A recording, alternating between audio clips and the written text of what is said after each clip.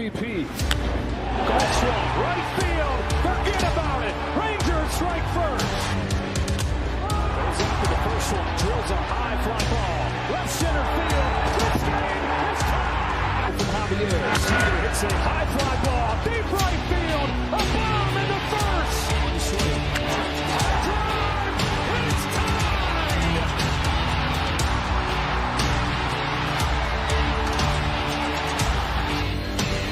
Seager smashes the ball. Down the line. Goodbye. Now Seager to right center field. Way back there. Gone again. Corey Seager does it again. It's Texas Rangers win the World Series. The Willie Mays Most Valuable Player Trophy presented by Chevrolet. Is there any doubt? Corey Seager. Hi, and welcome to another edition of Right on Rangers Live, coming at you in a 10-2 ball game. What is happening? Save some runs for San Diego, please. Of course, I think I've let y'all know I'm going to be in San Diego this weekend, so I'm sure hoping that a few of these runs can carry over. Please, please. Also wanted to make sure that we didn't go to extra innings. We've done 4 extra innings on the show here in a row. Just wanted to make sure that the coast was clear before we got on. I think we're good. I'll knock on wood just to be sure, but I think we're good. It's good to see all y'all, and it's good to be talking to you in a game where the Rangers are out in front, not having to use up all the clutch arms in crunch time. And right now, we're going to finish out the 9th inning with you. We've got Stallings up to bat right now, 143 average. Jacob Latz in the ball game, hopefully closing it out. Very, very good night for several key Rangers. Of course, Jacob deGrom dealing, always a beautiful thing to see. The only blemish, a home run from Gary Sanchez. And if Josh Smith was just a little bit taller, those arms were just a little bit longer, that 2-run homer might not have ever happened as Jacob Latz sits down Stallings for the first out of the inning. I didn't know that they had Stallings either, Austin. No clue. I thought he might potentially be a free agent, not really playing on any team, but here he is. Mayo up to bat right now. It is a good night to be a Rangers fan, man. It's a much-needed night, honestly. After the last 2 evenings, watching heartbreaking losses in extra innings, I think we all needed an evening like this. Here we go. We have a lot to go through on the show today. Of course, we're going to get to all y'all's comments and questions. We're going to highlight some of the big performances of the night. Some are pretty obvious. We'll dig a little deep as well. Of course, here at Right on Rangers, we cover everything Texas sports. But during baseball season, it's Rangers first, baby. And thank you for choosing Right on Rangers for all of your Texas Rangers content during the game, which hopefully is not going to have too much more drama in it. We might be a little light on getting back to some of the comments, but post-game, we'll definitely be locked in on everything y'all have to say after this one. We never duck comments here on the show. However, I do miss them from time to time. Feel free to duplicate the comment if I miss it the first time around. No hard feelings. All right. 10-2 again is the score. Top 9, Jacob Latz in the game. And Latz right now is probably in line. Well, I think he is in line for the save, right? Okay, Kobe Mayo is going to strike out on a foul tip. So Jacob Latz, I believe, is going to get a save here, pitching 3 innings, even though the game was or is somewhat out of reach at this point. Latz is dealing, man. 2 hits, 3 Ks. He has really, really been a godsend in a stretch here where you've got a lot of injuries. You've got a lot of guys that are fatigued, are overused. Latz, you remember last year, was not the epitome of consistency. We had a pretty nice start to the year in 2024 with Jacob Latz. I think some of you might remember, those of you that have watched the show for a long time, even if you haven't, if you're a diehard Rangers fan, you'll remember a certain grand slam he gave up in Milwaukee last year. It just felt like he was never the same after that grand slam that he allowed in Milwaukee. And look, this year, had some ups and downs at the beginning, but it really feels like the consistency has leveled out for Jacob Latz, and it's a sight for sore eyes for Rangers fans, and I'm sure the organization in general. 1-2 count right now. We've got Urias up to bat, laid off a pretty nice off-speed pitch from Latz there. Latz ERA is going to be right around 280 by the end of this one. And Jacob Latz is going to get the save here. He gets Urias to ground out. The Rangers win 10-2. They even up the series with the Baltimore Orioles. Josh Young making a nice play over there at third base. Cue the I Like Texas music back in the win column. Oh, it's a good thing to see. Beautiful thing to see, man. Like I said earlier, we needed this one. The last 2 nights were just not easy to go through, and we went through it live here on the show. Y'all got the raw emotions, the raw reaction. It was a roller coaster. Thought that we had an incredible opportunity with the Seager home run on Sunday, and then the Doli home run last night just didn't go the Rangers' way.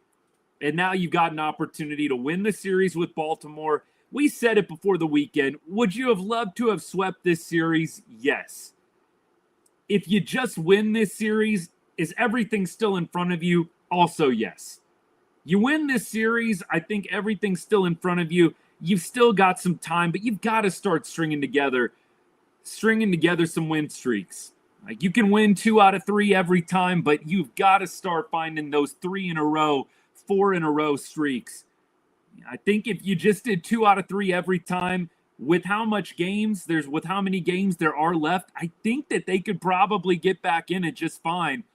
But I think for the purposes of the trade deadline, you would love to see them really solidify themselves in the playoff race. And look, we might be getting ahead of ourselves. It is so easy to be a prisoner of the moment here.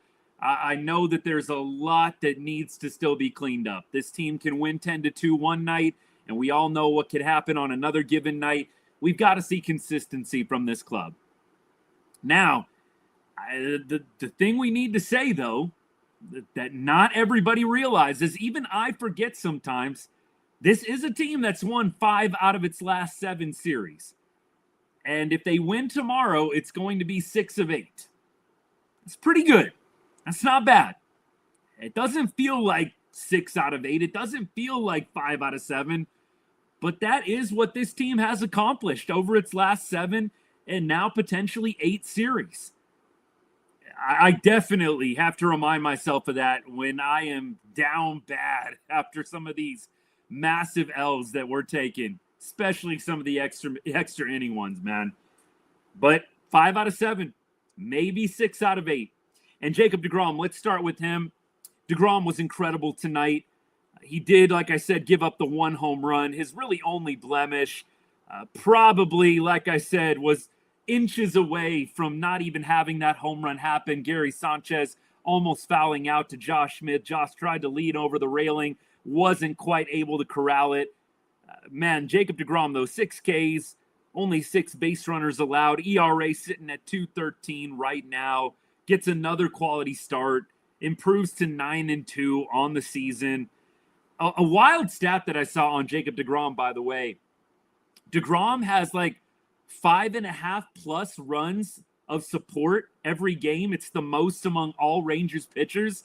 Like, this guy just must be beside himself after spending 10 years in Queens with the Mets, getting like 1 or 2 runs of support per game. He must be absolutely beside himself right now, getting all this run support. And look, you go back to deGrom starts. They have scored when this guy is on the mound.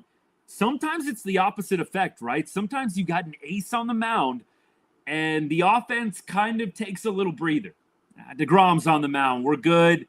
He's going to go out there, throw a quality start, put up some zeros. We're fine. I love that it's the opposite here with the Rangers. It's, hey, deGrom's on the mound. You play a little more free and easy, knowing that he's probably going 6 or 7 strong, 2 runs or less. And look, this was a great night for the offense. Got to highlight Adolis Garcia going 3 for 5 with 4 RBI on the evening. Doli collecting 4 total bases. And then real close behind him, I want to highlight Alejandro Osuna getting his first major league home run, a laser shot. Kind of Evan Carter style, right? Kind of Evan Carter-esque line drive to right field. Got out in a hurry, not one of those towering, majestic shots. Just kind of one of those hard lasers that's not going too high up, but it's getting out quickly. So Alejandro Osuna, great to see him having some success. Couple RBIs. That was a big home run that got the Rangers back to a 3-run lead. I don't know how much Alejandro Osuna is going to be playing once you get Wyatt Langford, Jock Peterson. Once you get all those guys back, I just don't know where Alejandro fits in. So I'd love to see him make the most out of whatever time he has left. I think he'll probably be a pretty solid mainstay until Wyatt Langford gets back on Saturday. At least that is what is projected right now. So you've got essentially tomorrow and you got Friday. Thursday is an off day. The club will be in San Diego this weekend. You'd love to see Osuna play a couple more really sound games. And that will help you feel a lot better moving forward as you think about what his role might be for the future. All right, let's get into comments. Let's get into questions. Jonah Heim went multi-hit today. Corey Seager was multi-hit today. I'll play a little bit of catch-up. What's good, everybody on TikTok and on YouTube and X? Man, we got to scroll back a little bit. By the way, was working out some technical difficulties at the beginning of the show. Got everything set up, and then y'all were partying in the chat while you were waiting on me. I love it, man. Good to see all you guys, man. It has been a good one today. Good one. All right, let me see what we got here. Yeah, I definitely, Brian, appreciated the extra runs. Just totally clearing the way for no extra innings today. Oh, man. Yeah, Jonah switch hitter. He had a nice game tonight.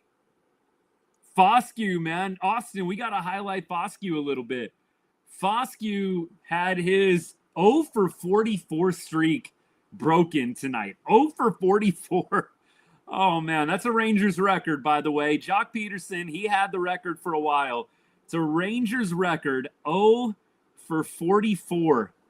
44 straight at-bats without a base knock. Man, that's got to feel good for Justin Foscue.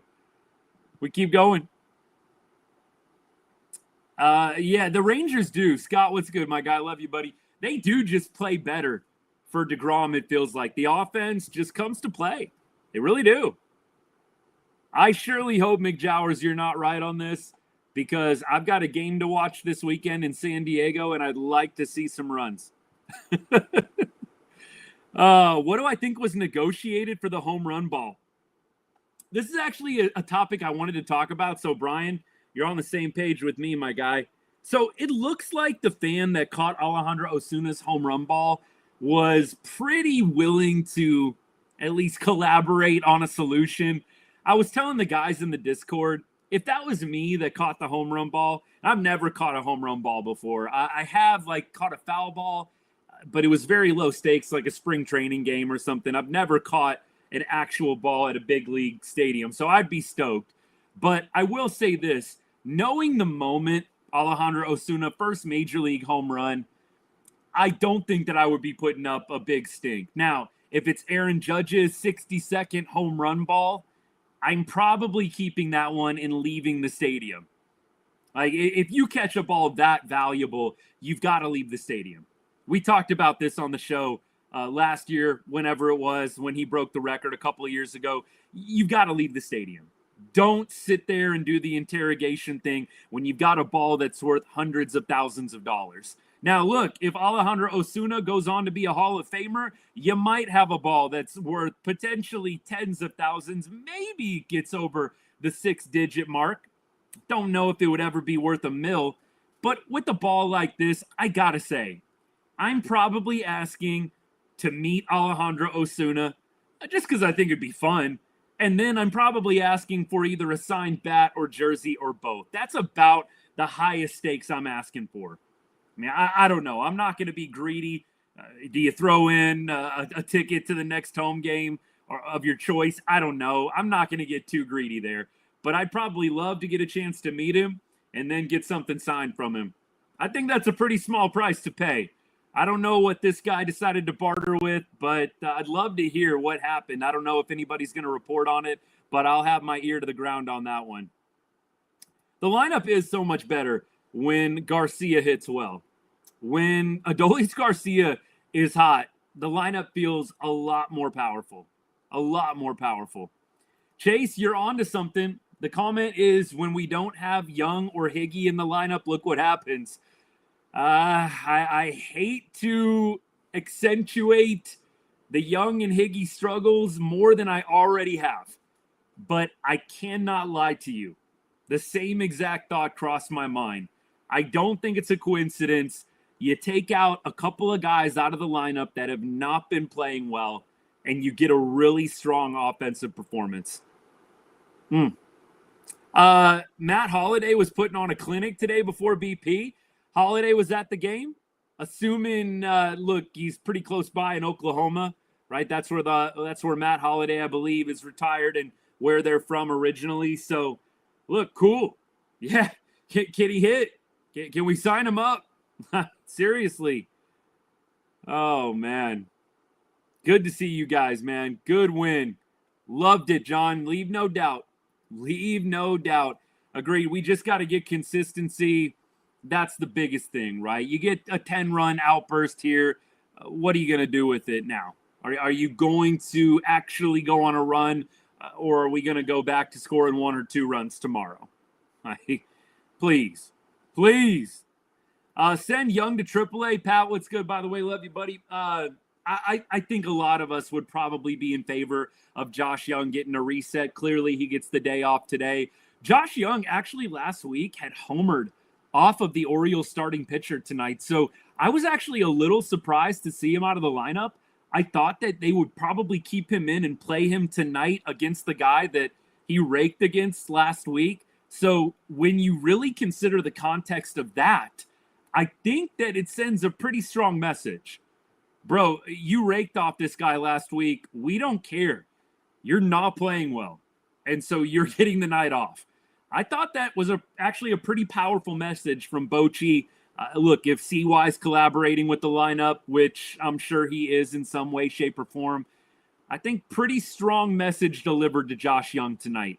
I mean, clearly he gets in at the end of the game in a blowout. I don't think you read too much into that, but I don't think it's a coincidence that Young, that Higgy are out of the lineup, and suddenly it starts looking capable. That's what happens when you don't have 2 black holes in the lineup. I mean, it's the sad but true reality of the situation here. You have these 2 or 3 black holes in your 1 through 9, and it just changes everything. Everything. So I liked the fresh blood in the lineup tonight. McKinney was in. They called him up today. Evan Carter, by the way, on the bereavement list. Not sure what's going on with EC. I'll try and do some digging. Not sure who passed away, but Evan Carter on the bereavement list. So I would imagine he'll probably be out the rest of this series.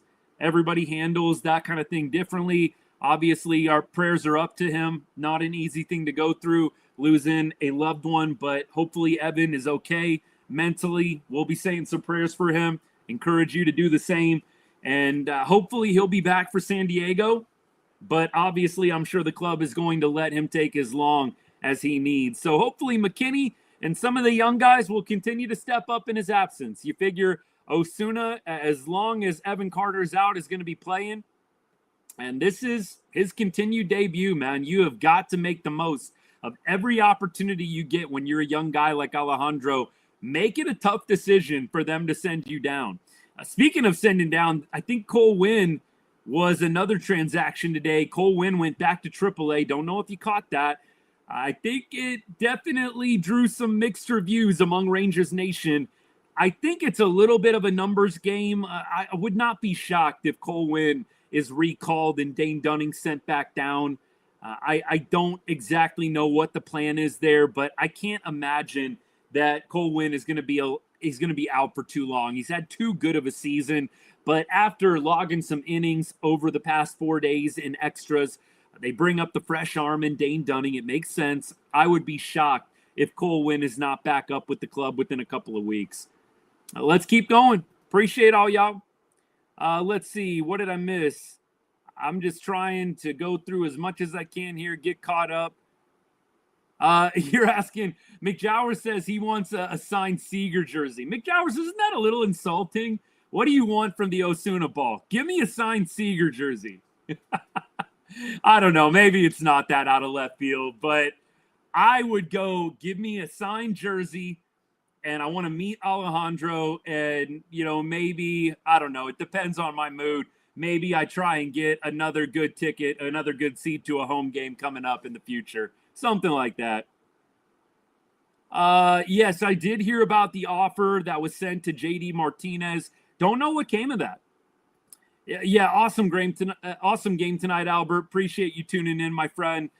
Yeah, anytime deGrom is throwing, you feel really good about the chances. You really do. Heim did have a good night tonight. Appreciate the comment, by the way. Good to see you. Heim had a good night tonight. And look, he was hitting, was it 6th tonight? Let me see. 3, 4, 5. Yeah, 6 tonight. That feels a little better. I don't think Jonah Heim is going to be hitting 5th or 6th for too much longer. When Berger and when Langford get back, he's probably going to be back down 7, 8, 9. Not my favorite thing in the world, having Jonah up this high in the order. But look, he moves down from 5 to 6 tonight. He has a couple of base hits. He has an RBI, a walk. He was on base 3 times. Good rebound from Jonah Heim after really being one of the big reasons we didn't win yesterday. I know it's a team game, but baseball, it's a bunch of individual matchups. Jonah had a chance to win that ball game in the bottom of the 8th. 1 out, runner on 3rd, didn't get it done. It's great to see the bounce back. Outstanding to see the bounce back from Jonah today. John, that would be awesome if they were, man. I'm not going to hold my breath, but look, I will say we've all been pretty spot on. I don't want to take all the credit because you guys have been saying a lot of this too, right? I try to be maybe as loud of a voice as I possibly can be on the show and in the reels I put out. You got to put yourself out there a little bit sometimes when you do that. Not everybody's going to agree with you, but look, Josh Young sitting on the bench doesn't have to be forever. Josh Young getting moved down in the order doesn't have to be forever. Josh Young getting demoted to AAA does not have to be forever. And that's what I always have said on the show when I have these takes. Some people think you make a move like that and it's such a big deal. It's so, catastrophic. And it's really not. It's okay to bench Josh Young for a series. It's okay to get him down to Round Rock or Frisco for a week and just let him reset. So I think it is definitely a thing. I don't think it's coincidence the team hits a little bit better with Higgy, with Young out of the lineup. I surely hope that the guys who are injured right now come back and don't kill the vibes. Kyle, I mean, you're saying it right now. Hitting's contagious, man. Hitting is contagious. And they did send a message tonight benching both those guys. I just hope, and I'm knocking on wood, I'm going to do this as many times as I need to tonight on the show. I just hope that Berger, Langford, anybody else, Young, I hope that when they come back, Jock Peterson, they don't kill the vibes if the Rangers are able to keep this up, man. What do I think about Michael Hellman? I think that he is definitely one of those guys that can change the game, especially with his speed. I don't know how consistent the bat's going to be, but I loved him on the base paths. From what I hear, plays a pretty solid defense in the infield. I think he has a little bit of time in the outfield as well, so seems to be a little versatile. I just don't know how consistent the bat's going to be, and I really don't think they're going to give Michael Hellman a lot of opportunities to really prove it. So, look, good for him, making the most of it, making an impression last night, stealing second and coming all the way around home to score. Just classic, man.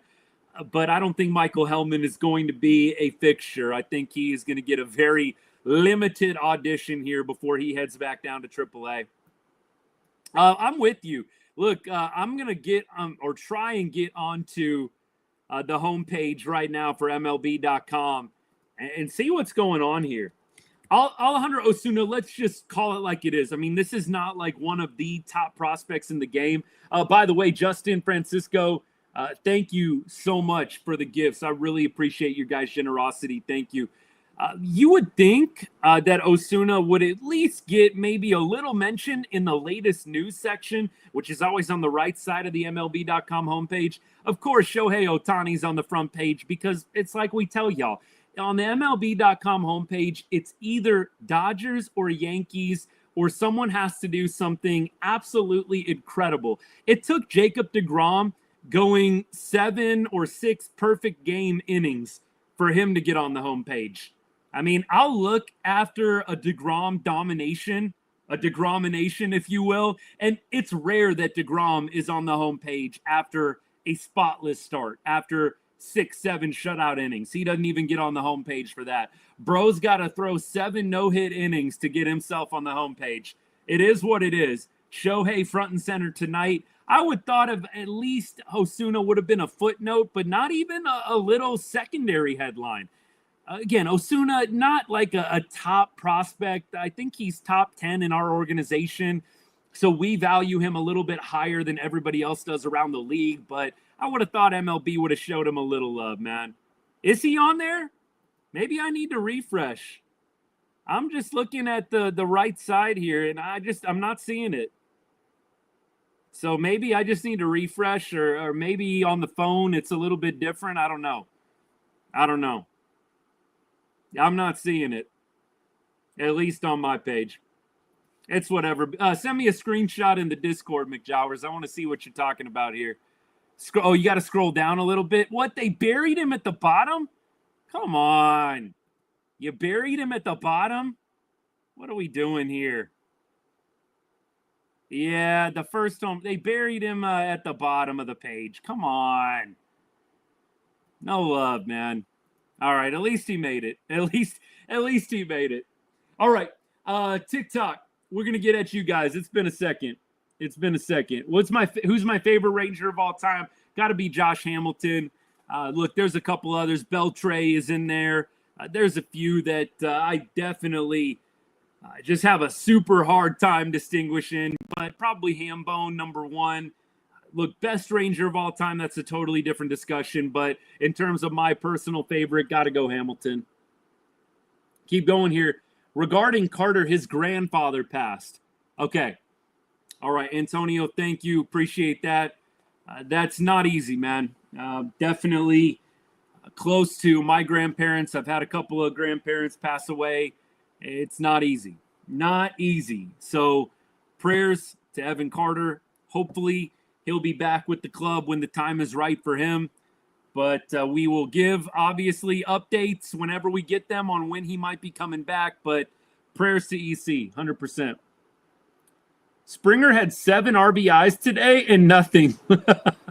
I'm telling you, you have to have like a historical day to not get the Dodgers or the Yankees on the MLB.com homepage. You have got to have an all-time historical day to break through and get past the Dodgers and Yankee stuff that MLB.com has preloaded to their page, man.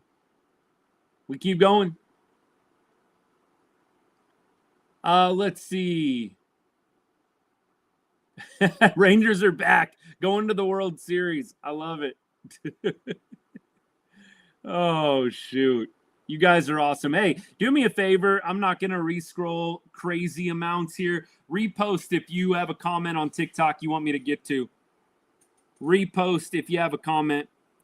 I am not sure. Yes, we'll be at one of the games. I got to check with my wife and see which one we're going to, man. I've got my days all mixed up here.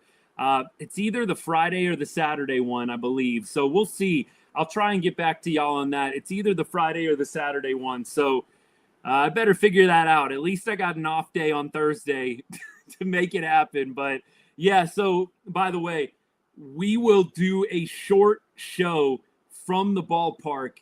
It's going to be quick because I'll have others with me. So I'm not going to be able to do my usual hour and a half, but we'll go live from the stadium.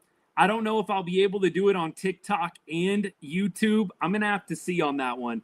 I'll try and figure out some kind of setup, but might be only able to go live on one platform. So I'll let y'all know. I know some of you guys have YouTube and some of you guys have TikTok. Some of y'all have both. So I'll try and let you know. And then when I get back, obviously go back to the platform of your choice. But if you want to catch it, I'll try and give you enough heads up which platform are we going live on when we are at the ball game. I'll probably let the family go do their thing. I'm not going to make them hang around while I do a show, but you'll at least you'll get some stadium ambiance, and we'll talk a little Rangers baseball after the game.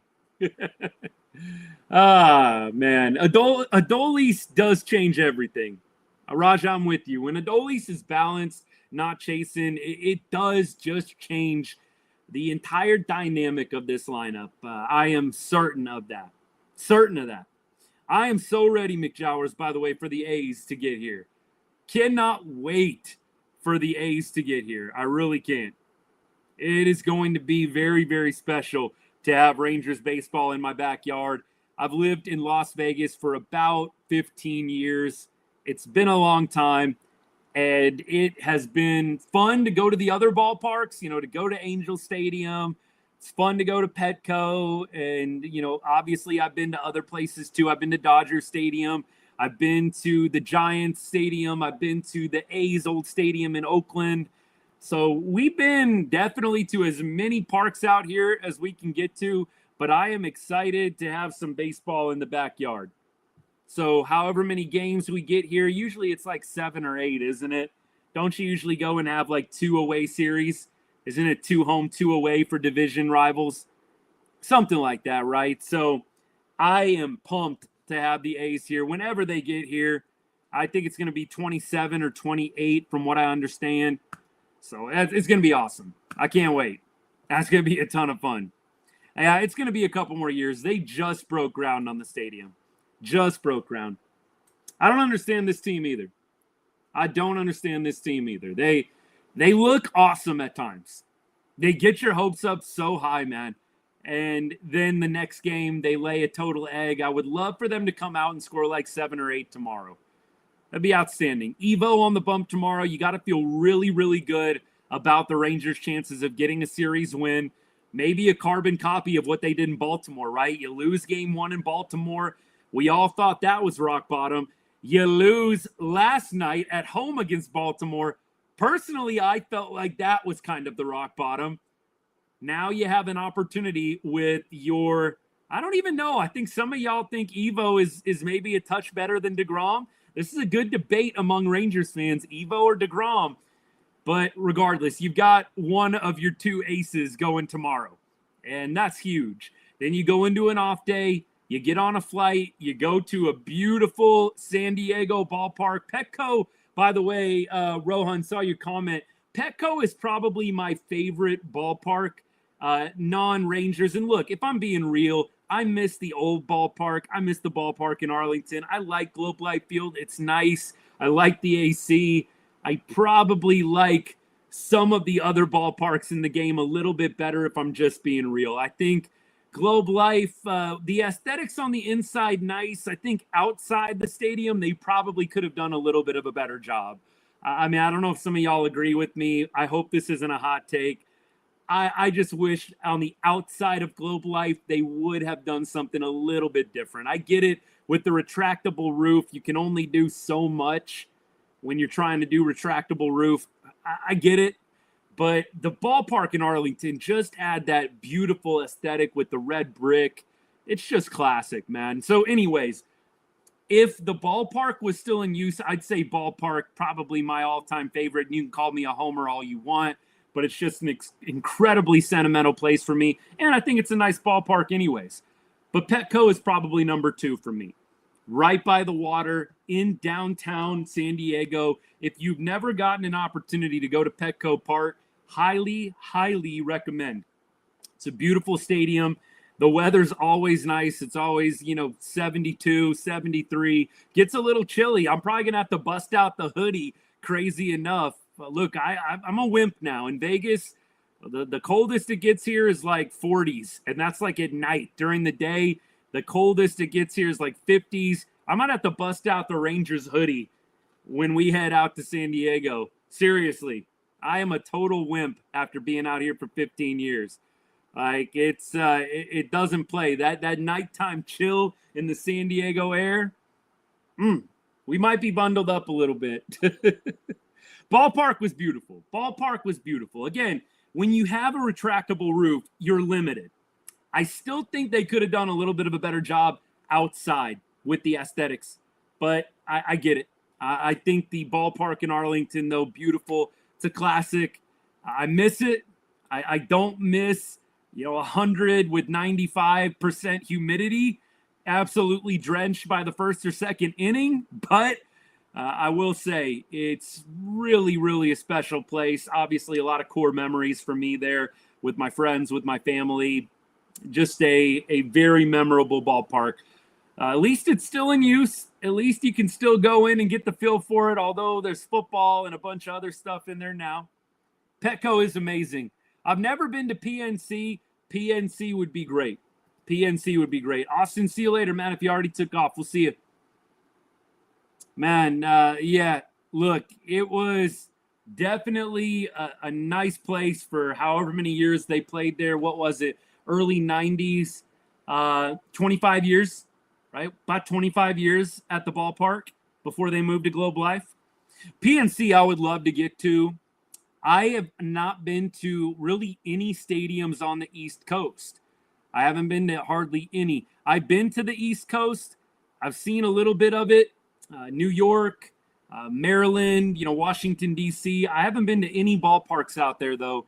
I have been to some of the Florida ballparks, but I have not been to any of the ballparks like straight up Northeast, East Coast. I would love to get a chance to do that. And like I said, I can't tell you from personal experience, but dream of mine is to go to those places, check out all the sites again, because I've already been to see some of them, but then incorporate the ballpark component into it too. Great summer vacation idea, man. Hey, appreciate you sharing this, man. This is great. I love sharing memories like this. Yeah, 94 to 2019. So I was right, about 25 years. One of the last fans out of the stadium. Antonio, you're a real one. That's awesome, man. I remember I went with one of my real good buddies, Scott, to my last game there. And I remember just taking the picture. We got absolutely whomped by the Diamondbacks. The Diamondbacks were playing us. And Scott, I don't know if you're still hanging out. You might remember that game, buddy. It was like 10-run deficit in like the first or second inning. Like it was terrible. That was the last game that I ever went to at the ballpark. I'm sad that I had to go out on a bad note. But look, it was fun just taking that last look out over the field, thinking about all the different places where I've sat and watched games, the special memories, the special games. I was there in 2010 for that playoff run against the Yankees in the ALCS. I was at one of those games, remember exactly where I was sitting. Up high, right field side in foul territory, didn't even care, was just happy to be there. It's a lot of fun. It's a lot of fun, man. You were there at Beltre's 3,000th hit. That is awesome, man. Great American in Cincy. I'm going to have to check that out. Look, I know Cincy's maybe a little more Midwest, but all of the stadiums that are east of the Mississippi, east of St. Louis, I need to get to more of them. I've been to St. Louis, been to that stadium. I've been to Target Field in Minnesota. I just haven't been east of there, really. Like east of that Mississippi River, man. I need to get to a lot of ballparks over there. They did take the frustration out tonight, 100%. This was a fun game to watch, Jackson. I agree with you. Totally agree with you. All-Star break. Unk, you think All-Star break turns the tide? Well, look, if you're still hanging out, man, dive into that a little bit more. What do you think? What's your prediction? How did I become a Rangers fan? My dad took a job in Arlington. I lived in St. Louis for my young years. My dad took a job in Arlington, probably late elementary school for me. So this is like late 90s. and became a fan ever since. Like, I kind of held on to the Cardinals for a second, but all of my best friends love the Rangers. And so it's kind of like, what am I doing here? Like, yeah, I got to get my head wrapped around Texas Rangers baseball. You know, your buddies are wanting you to go to games with them, and it's like you want to get into it with all of your best friends. And so that's kind of how it happened. Honestly, I thank some of my best buddies, some of them who are hanging out with us tonight from way, way back. And obviously, my dad moving to the Arlington area, moving the family there, made a big difference in me becoming a Rangers fan as well. But probably going about 25 plus strong as a Texas Rangers fan. Used to have your birthday at Friday's front row. This is awesome, man. This is like, again, core memories unlocked. I appreciate all y'all sharing your memories. It's fun for me, man. I love the nostalgia of the game of baseball, especially Rangers nostalgia. Ballpark's a big part of that, man. Yeah, that 2011 series, that one was a tough one, man. The Derek Holland game. Was anybody at that Derek Holland game? Kyle, which one did you go to? That Derek Holland game must have been incredible. I watched that one on TV. I was out in Vegas at that time. I had just moved out to Vegas, so I was watching the 2011 World Series in Las Vegas on my TV at home, and I remember just watching Derek Holland absolutely deal. Dude was dealing. That was a beautiful game to watch, man. I still say that, to me, I know Cliff Lee gets an absolute ton of credit for what he did in the 2010 run. I still say that Derek Holland game in the 2011 World Series. Now, look, in the 23 year, clearly there's some pretty classic pitching performances in the 23 year, right? I still say that Derek Holland World Series 2011 game is probably the best pitched game in terms of magnitude, in terms of weight, the moment. It's got to be top two if it's not number one. Just like the best pitched game in Texas Rangers history for how big the moment was. I mean, look, you had an opportunity that put us in position to go to St. Louis and win a World Series. It didn't work out. I still say that Derek Holland game does not get enough credit. That, to me, best game has to be top two. Best game ever pitched by a Texas Ranger. Like, for that game, Pat, totally agree. And maybe this is a hot take for some people. I don't know. Cliff Lee, I know, steals the show. Cliff Lee had some dominating performances. I just think at home, Game 5, I believe it was, right? Game 5, with an opportunity then, one game away from your first World Series, I think that was the best pitched game in Texas Rangers history, the biggest pitched game, whatever wording you want to put on it. I just don't think it gets enough love, man. That was Game 4. Okay. Look, long day, but I just feel like that was just such an incredible performance from him, and I hope that Rangers fans remember it more. We keep going. I feel like the catcher splitting time doesn't help Heimer, Higgy, no chance to get in a rhythm. I've heard a lot of people say this. Robbie, what's good, my guy? I've heard a lot of people talk about the catcher splitting time. Y'all, I just think gone are the days where you have a Yadi Molina that catches like 140, 150. I think most clubs are shifting towards catchers, 125, 120.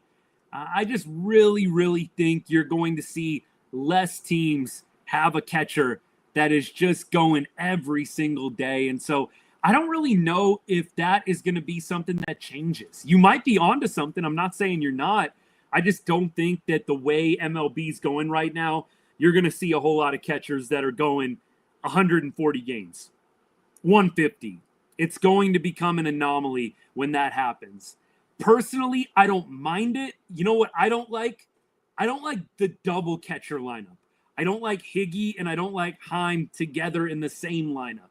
And they've done that really out of necessity at times with the Jock Peterson injury especially, but I don't love it when they double up. Plus, it gets things like stupid, silly when you've got Jack Leiter hitting in last night's game because you've got both catchers in the lineup. It's just not ideal. So I'd like to see them go away from the 2-catcher lineup, but I think that they're going to continue to platoon. I mean, maybe you'll have a few catchers catch 150 games. You're not going to see a lot of catchers catch 150 anymore, even 140. A lot of teams are going to this model where you've got one guy catching maybe 115, 120, DHing a little bit, and then you give the other catcher 30 or 40 games, and there we go. Yeah, look, exactly. Like, if you want to go Cal Raleigh, Mitch Garver, like the Mariners did the other day against us, totally makes sense. You don't have a big dumper, so don't do it. Totally with you on that, Pat. Totally with you. Yeah, it's like I said, for those of y'all that saw my reel, my short that I put out earlier today, anybody that was going off, that was crashing out on the bullpen, I mean, come on now. The offense was the reason we lost last night. The offense was the reason why we had Jack Leiter hitting, and that was our opportunity for a comeback. It rested with a rookie pitcher that had never had a big league at bat before. Who knows when his last AB was? So the offense last night, totally the scapegoat, man, and appropriately, rightfully so. But yeah, we got to stay away from the 2-catcher lineup if at all possible. Yeah, Antonio, I'm with you on that. We don't have 2024 Higgy. We don't have 2023 Heim. Let's live in the moment. No. Oh, man. Berger comes back on Friday, Ryan. 2023 Evo Game 6 ALCS, it's up there for sure. It's up there. I still say Holland probably gets over Evo in that ALCS only because it's World Series. World Series at home, putting the team in a position to go to St. Louis and clinch their first World Series title. We know how it ended. We're not going to get into it. But I still say that Holland performance in the World Series just doesn't get enough attention. It does not get enough attention, man. One of the best Rangers pitching performances of all time.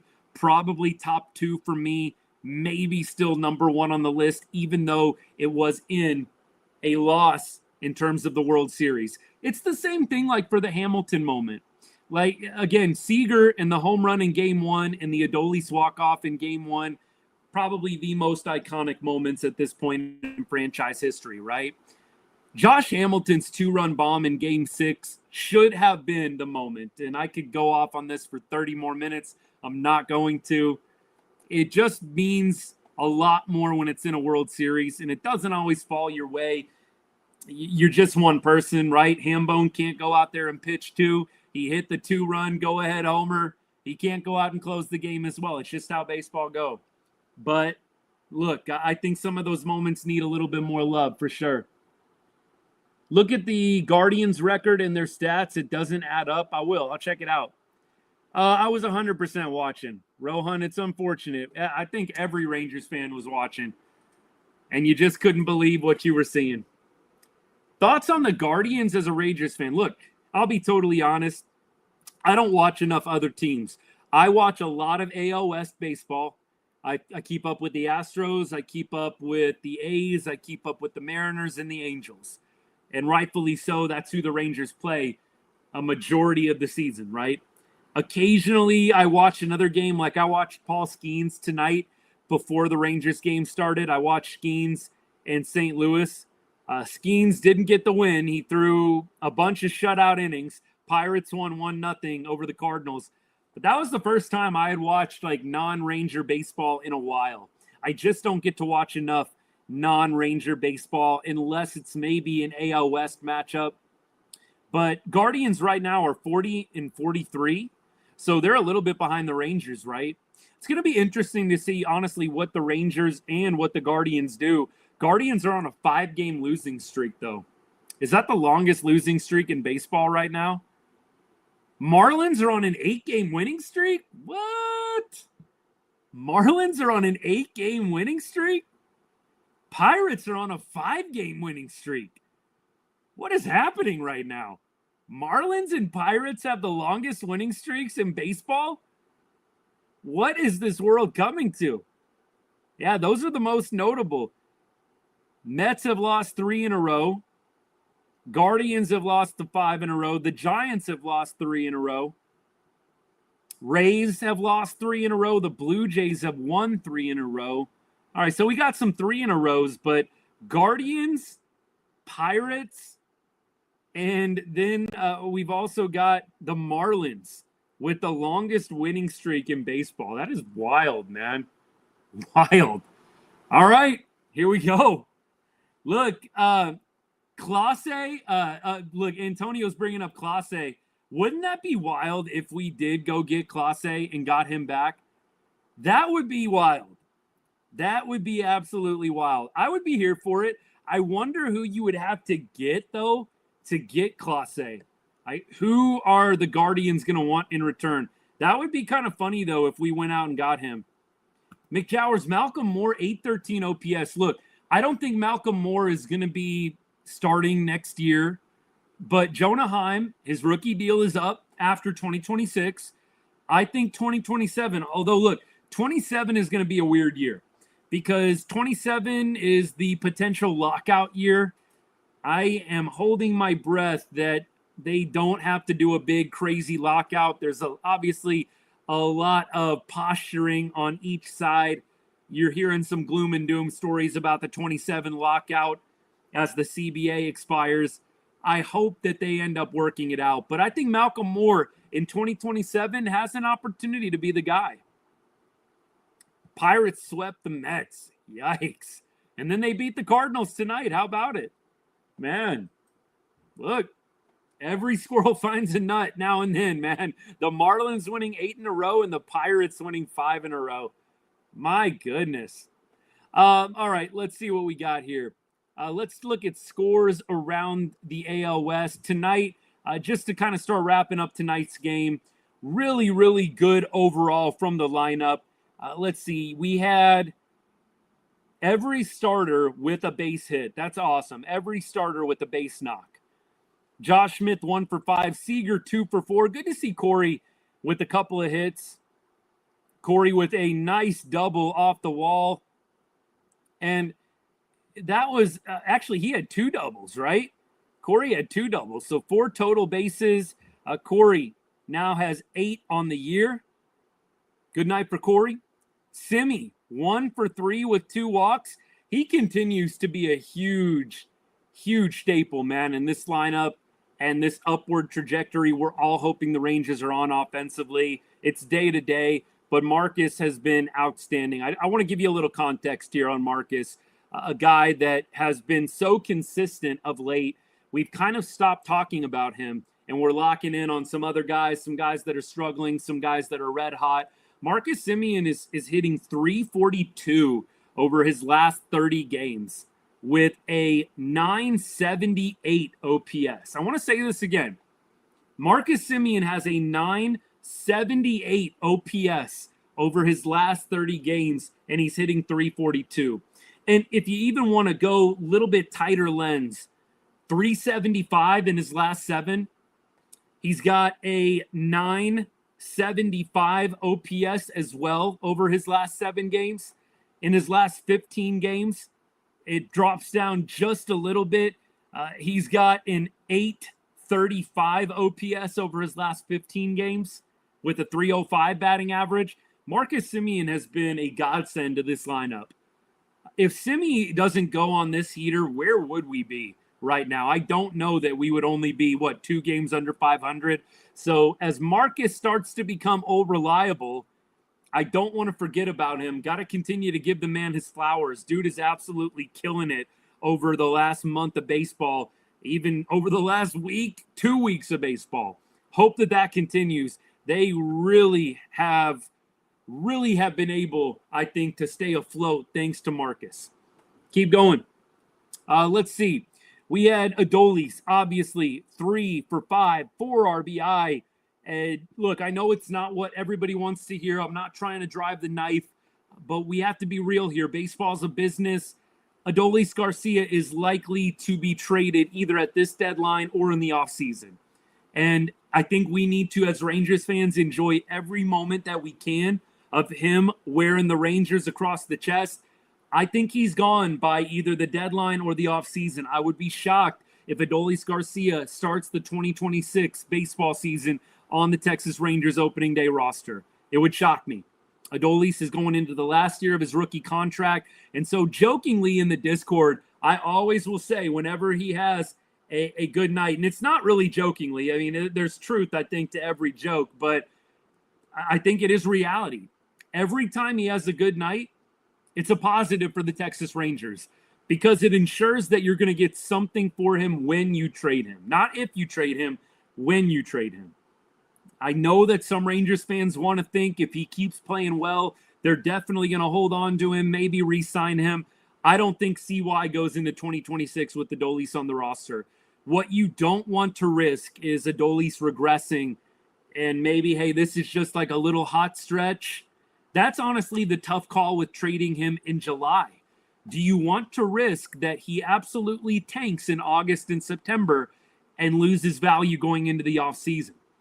That, for me, is going to be a really, really interesting watch at the trade deadline. If the Rangers are firmly in a playoff spot, I don't think they trade Adolis. If they're within 1 or 2 games, I struggle to see them trading Doli. If the Rangers are 4 or 5 games out, 5 or 6 games out, I feel it's very likely they trade him because you want to get value and you don't want to risk more regression and losing out on a prime opportunity. It's going to be a tough call. It's going to be one of the tougher ones I think CY has had to make. We'll see how it plays out. Bottom line, it's either going to be this deadline or the offseason. It's going to be one of the two. One of the two. I will be shocked if he opens up 2026 as our starting right fielder. It would shock me. We keep going. Corey did wear one. He did absolutely wear one. Brian, yeah, I'm not a big fan of the lockout stuff. I get it. It has to happen, but yeah, I'm not a big fan. I hope that they can work it out before 27. I really do. Yeah, Simeon he's a great dude. Heart and hustle guy. I love Marcus Simeon. I think a lot of people have just kind of fallen asleep a little bit to his greatness over the past month. Maybe not, but obviously with all the guys in the lineup that are struggling, and then with what Marcus Simeon did to start the year, man, what he did to start the year, just wild. How bad he was at times. And now he's turned into probably the Rangers' best hitter. I don't think that's a hot take. Marcus Simeon, the Rangers' best hitter, I think. Yeah, Simeon is the man. Look, some people are trying to clap back at me like, oh, bro, you were negative about Marcus. No, I was realistic. Marcus was not playing well. We said it out loud. We didn't make up anything. We literally just read numbers off of his MLB.com stat page. And we said, this isn't great. And there's no plan B. You've got to ride it out. We were probably one of the minority saying, no, you don't DFA Marcus. You don't trade him. You ride it out and you hope he gets better because you don't have any choice. And that's exactly what they did. And they were rewarded for it. Marcus Simeon's playing great baseball right now. Yeah, Antonio, exactly. The only way Adolis is going to be on the opening day roster in 2026 is if you extend him. And when we say extend, we mean 27 and beyond. And look, the lockout plays a big part in this. This is another angle we haven't talked about. The lockout in 27, I think it makes it even harder for Adolis to get a long-term contract with the Rangers. With the uncertainty of 2027, the CBA, do you really want to give some kind of long-term contract to Adolis? A 34-year-old, he will be 34 at that time. I would say no. I don't think that the Rangers are going to be doing that. So I feel like it's going to be either this deadline or the offseason. Enjoy every moment you get with Adolis, especially when he's on one of these heaters. And I would say he's on a little bit of one right now. You look at Adolis Garcia's numbers over his last 7, over his last 15. They're pretty nice. Over his last 15, he has got 15 RBI in 15 games, 12 RBI in his last 7 games. Now, look, the average, the OPS, it's not super pretty, but he's been driving in runs, and I do think that that is a positive. Again, you look at the average, only hitting 220 over his last 7, but he's driven in 12 runs in his last 7 games. Same thing for his last 15 RBI in 15 games. That's 162 RBI pace, man. I'll take that. That means he's hitting home runs. He's putting the ball in play. And you definitely did not see that to start the year. So Adolis, I hope that he is able to continue this upward trajectory. It's only going to help the Rangers out long term. Only going to be helpful here. We keep going. How is the Rangers offense not very good? Look, there's been some guys that have regressed. There's been some guys that have just fallen into terrible slumps. I think 2023 was a career year for a lot of guys on the squad, and you're seeing some of them come back down to earth. I think that's the most simplest way I could put it. Richard, you nailed it. Just make it to the playoffs. Just get to October. I don't care about the division race. I think 23 showed it's pretty meaningless. Just make it to October. Rangers have a shot to do that. They have a chance to do that. Right now, we still have a little bit more lineup to finish up. We're getting there, though, y'all. Heim, much better day. We talked about Osuna, first home run. Outstanding for him. McKinney with a base knock. Was that his first major league hit? Good for him, if so. Yeah. Let's see. Oh, no. That first hit of the 2025 season, that wasn't his first major league hit. That he's had 847 ABs in the majors, so he's been around the block a time or two. But good for him, making a little splash in his Rangers debut. Perfect. And then Foscue, big 2 RBI double from him, breaks the 0 for 44. What a weight off his back. We might have to do a Foscue video. Man. Breaking an 0 for 44. That's a reason to celebrate, baby. Duran got hit with the pitch. Wondered if he had broke something with how he reacted, but he stays in the game. 1 for 4. Moved over to shortstop when Corey Seager left the ball game after it was well out of reach. Swaggerty, 1 for 3. Had a walk as well. 2 times on base tonight. Swaggerty continues to be a little bit of a spark. Now at the bottom of the order. Great second leadoff guy. I like that for him. And then we talk about deGrom. Another quality start, 2.13 ERA. I'm sticking to my guns. Best pitcher in baseball. I know a lot of people tried to clap back, push back, Scooble, all those other guys. Whatever. Scooble, couple really good years. deGrom, 12 really good years, and still pitching at a Cy Young level. Give me deGrom any day over Scooble. And then Latz, getting his first save of the season. Love that rule, by the way. You pitch multi-innings in relief, regardless of score, to close out a ball game. You get a save. 3 innings pitched, 2 hits, 3 strikeouts. Great night for Jacob Latz, man. Beautiful. ERA down to 2.81. We've used this word multiple times, but godsend for the Rangers bullpen. Only one guy not used tonight. Higgy was the only guy left on the bench in a game the Rangers ended up winning by 8. Yeah, it's got to be 3 innings, exactly.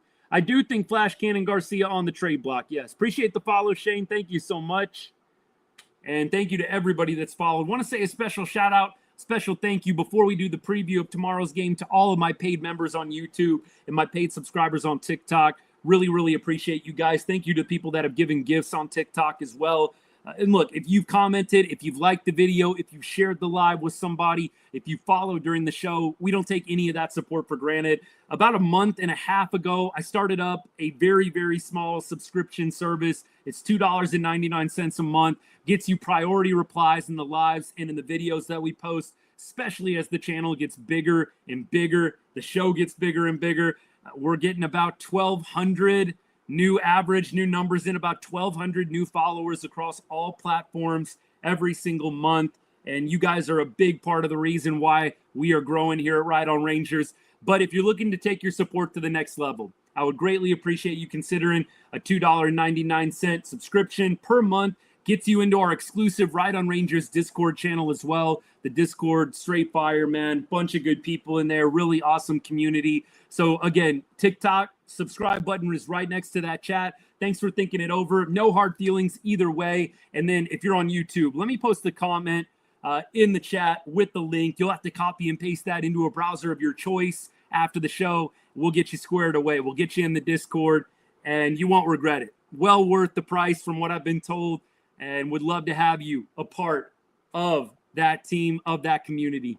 Thank you, guys. Let's get back to business here. Rangers tomorrow, trying to win a series. You've got Evo on the mound. You got to feel confident when that is the case. Evo had a little bit of a rough outing against the Mariners. And I know we talked about it in the Discord, but you saw Evo over his last 4 or 5 games against Seattle. He's really struggled. I mean, it's bad. It's like 17 innings pitched, 20 earned runs in his last 5 starts. Let me say that again for Evo against Seattle. 17 innings pitched in his last 5 starts, 17 or 18, and bro's got like 20 plus earned runs allowed. It's really bad. And so that combined with him coming back from the IL and missing a month, I didn't have a lot of high hopes for Evo's start against the Mariners last weekend. But I think coming in now against the Orioles, getting back into the rhythm of it, I expect him to have a nice game. Sagano is going for the O's. He's 6-4 with a 4.06 ERA. Let's go ahead and let's do the matchups on each side. Rangers against Sagano. Doesn't look like there's any numbers. Is Sagano brand new to the league? What's going on here? What are we doing? Sagano from Japan, and he is in his first season. Okay, so he is a rookie. He's 35, so he's a 35-year-old rookie. His last start against Tampa, he gave up 7 earned runs. Hopefully the Rangers can do something like that. In fact, he's had about 3 really rough starts in a row. So he started off the season really strong, but Sagano has really faded of late. 7 earned runs to Tampa Bay, 3 earned runs in almost 4 innings against New York. And then he had 3 earned runs in less than 5 innings against the Angels. So you are catching him at a little bit of a vulnerable time. No ABs against Sagano. No Ranger has faced him before. Always a little bit of a mixed bag when that's the case, but hopefully they will be able to catch up with him, score some runs, carry over the positive vibes from the offense into tomorrow's game. Oh, appreciate you. Thank you so much for the gifts. Really means a lot. Thank you. Thank you. So generous. You're awesome. Let's keep going. On the other side, we've got Evo against the Orioles. Cowser, 1 for 2 with the home run. Maybe look out for him. Gunnar Henderson is 5 for 5 against Evo in his career. Batting 1,000 against Evo. I don't think a lot of people can claim that with 5 minimum ABs. Probably one of the only ones. Laureano, 2 for 8 with the home run. Mullins is 8 for 32, batting 250. O'Hearn, 1 for 7. Sanchez, 2 for 14 with a home run. Urias, 1 for 8. Westberg, 0 for 3. And there you go. So at this point, you stay away from Henderson. You're careful with Cowser, and you're a little careful with Sanchez, who's taking him deep. Maybe a little careful with Laureano as well. Everybody else he's been able to keep in check for the most part. Holiday, no ABs. Mayo, no ABs. Vasquez, the shortstop, no ABs. So, look, it's definitely a small sample size except for Mullins and Sanchez. But by and large, Evo, pretty solid numbers. I think he's going to have a good start tomorrow. I expect him to bounce back after a rough outing against the Mariners, get the Rangers a series win, couple wins in a row, happy flight out to San Diego, and then a big road trip. San Diego, LA, and then Houston. It's going to be an interesting next, 9 games. I think the Rangers are playing, 10 games in a row. So their off day is Thursday, and then they are playing all the way through the All-Star break. They're playing Friday through the following Sunday. So it is going to be a long stretch of games coming up, a long roadie. At least you're in a pretty nice place for most of it in California, getting to enjoy the beautiful San Diego weather and city itself. Move over to LA, and you get 4 with the Angels, and then you go to Houston for 3 with the Astros. That's going to be a huge, huge series.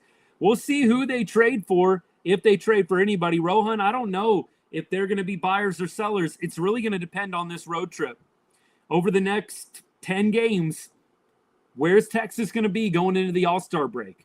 It's not going to be everything that determines buyer or seller, But this next 10-game stretch could make you or break you. Could absolutely make you or break you here. All right, let me keep going. What did I miss? No way we run with Latz as a starter next year. Oh, because Jeremy, you were saying Latz maybe in the rotation. Well, we're not going to have Bradford. I do see the Rangers probably going out and signing somebody. So I don't think they roll with Latz. I think they probably go with a free agent signing. And then you maybe have Latz kind of waiting in the wings, long relief, maybe just depth.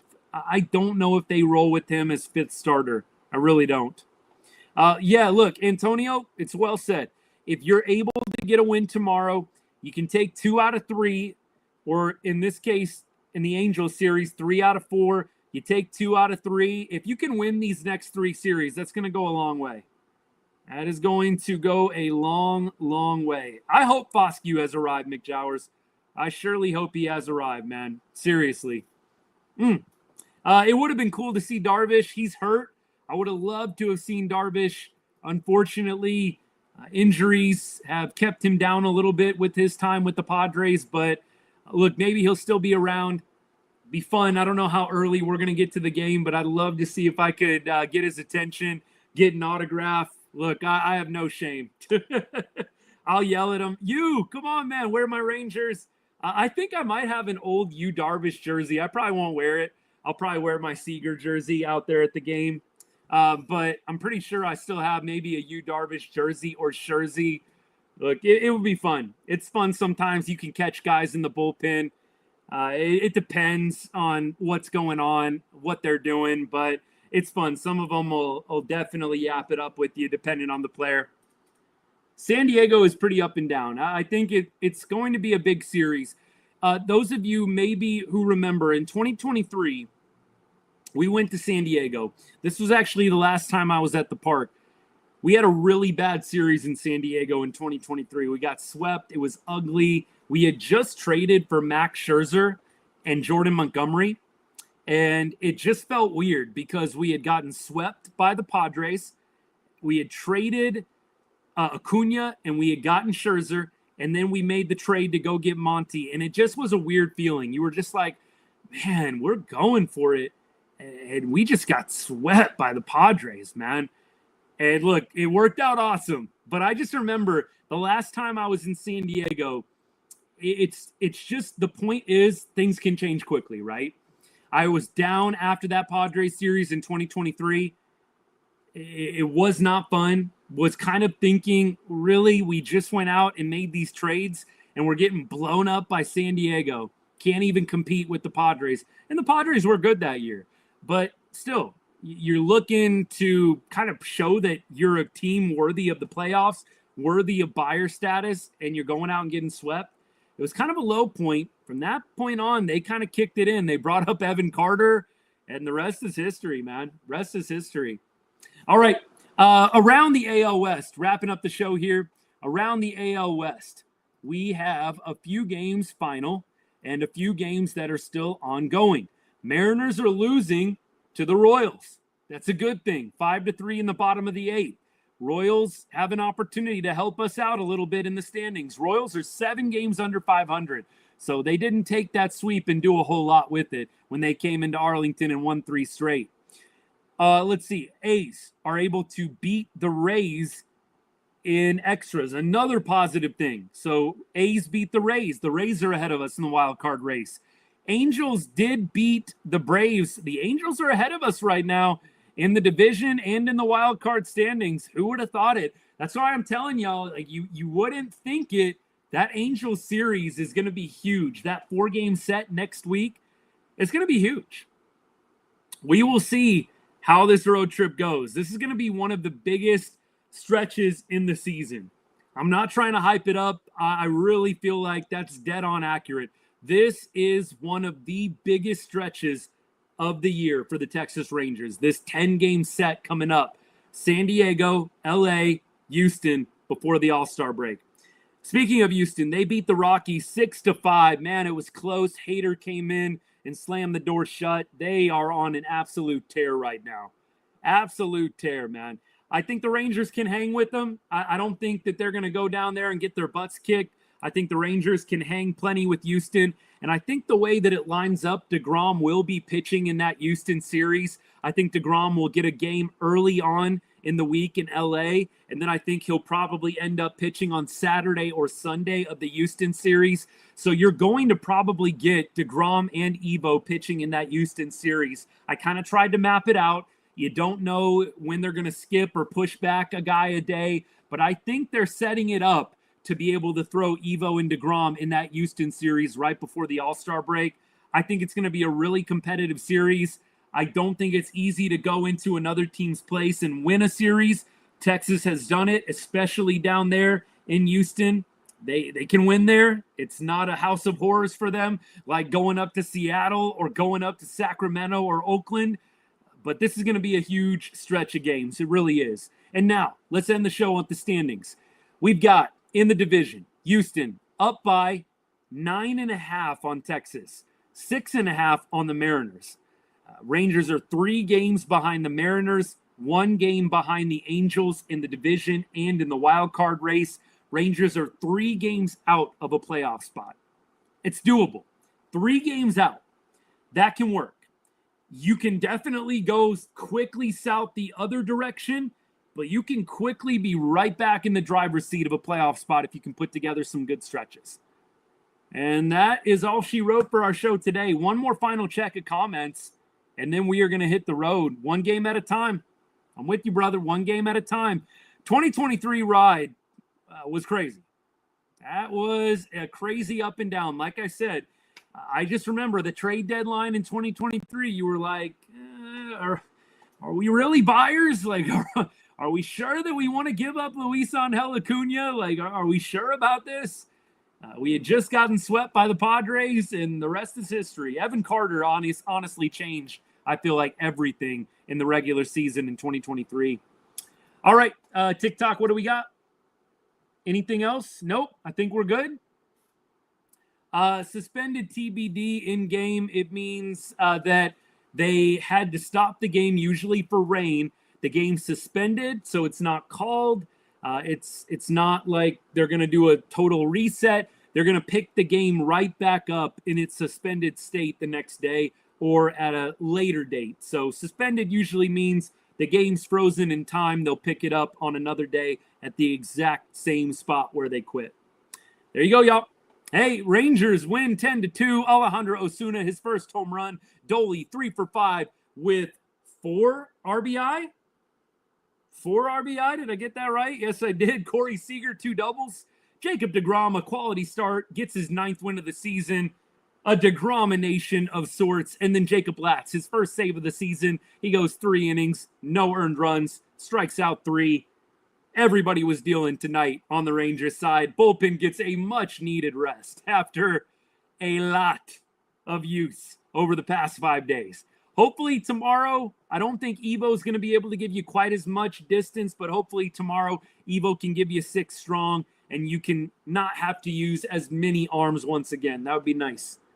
Should we get back Dennis Santana? That 2019 year, Santana, Danny Santana in that, are you talking about him or no? I don't know who, let me look up who you're talking about if I'm missing it. I read it too quick. I thought you were talking about Danny Santana. I was about to say Danny Santana in 2019. That dude went hard. You're talking about the pitcher, right? Yeah, he is, 150 ERA in 36 games? Dennis, man. Yeah, like I said, Chase, read it too quick. I thought you were bringing up Danny Santana. That 2019 season was pretty legendary for Danny, man. He was hitting like over 300. I don't know if y'all remember this. Anyways, he is having a great year. Dennis Santana, 150 ERA, only giving up 6 earned runs in 36 games. That'd be a dude to look out for at the deadline to improve the relief corps. I would like that. I think it's an idea. All right, guys. Hey, have a great rest of the night. Thank you so much for hanging out. Probably another video out tomorrow if I had to guess. Hey, appreciate the kind words. Thank you so much, Kyle. Yeah, look, thank you, Antonio. Somebody remembers Danny Santana, 2019. Danny Santana was a vibe, man. That was a vibe. Bro was hitting like 330 at times in that season. It was great. Go Rangers, absolutely. Thank you for all the comments. Thank you for all the support. Appreciate all you guys. And as I always say to end every show, God bless and go Rangers.